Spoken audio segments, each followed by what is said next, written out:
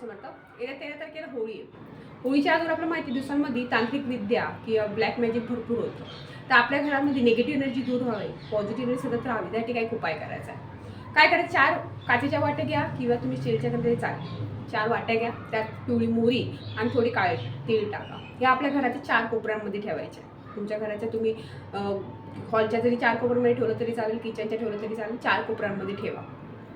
सोबत एक नारळ आणायचा आहे. नारळ तुम्ही कुठे ठेवला तरी चालेल, नारळ ठेवा. तो आपल्या होळीच्या दिवशी काय करायचं आहे, तो नारळ आपल्या डोक्यात 7 वेळा अँटी क्लॉकवाईज फिरवायचा आहे. ते सोबत तीळ आणि मोहरी, पिवळी मोहरी जी आहे ती पण 7 वेळेस अँटी क्लॉकवाईज 7 वेळा फिरवायचे.